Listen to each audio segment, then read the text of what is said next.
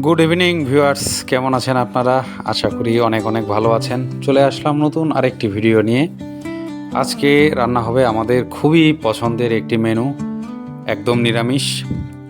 ডাল আর বাঁধাকপির ঘন্ট বা ভাজা বা ঘাঁটি, এক এক অঞ্চলে এক একভাবে সম্বোধন করা হয়। আর আলুর ভাজা, নতুন আলুর ভাজা।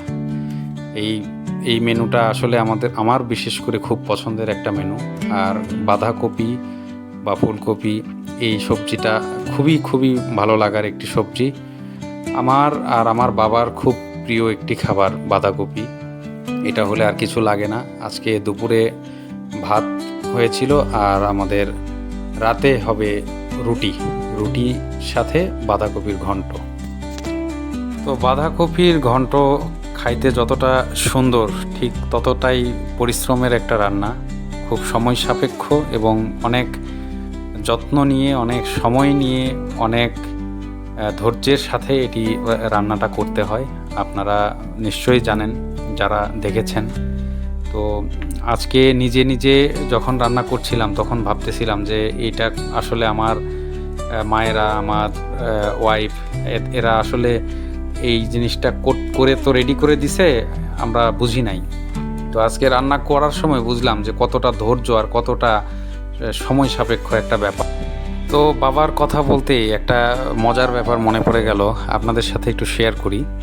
আমরা যখন আমাদের বাড়ির কাজ শুরু হয় শেষের দিকে, তখন আসলে আমরা বাড়িতে ছিলাম না।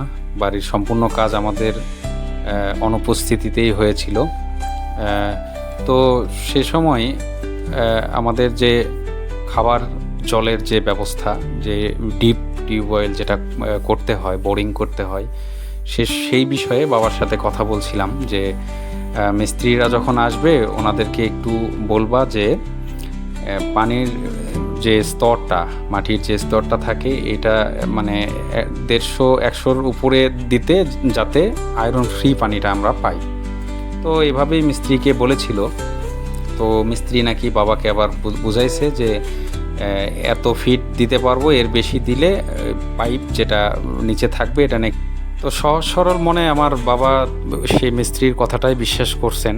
তো তারপর ওনাদের যে ডিরেকশন, এভাবেই বোরিং করা হয়েছিল। ফলে আজকে আমরা আয়রন সহই পানি খেতে হয়। প্রচুর আয়রন আমাদের পানিতে। তো যাই হোক, এটা একটা মজার ব্যাপার ছিল। আপনারা ভালো থাকবেন, সুস্থ থাকবেন। আজকে এই পর্যন্তই, দেখা হবে আগামী ভিডিওতে। আমাদের ভিডিওগুলো বেশি বেশি দেখবেন, শেয়ার করবেন আর চ্যানেলটি সাবস্ক্রাইব করে পাশে থাকবেন। ধন্যবাদ।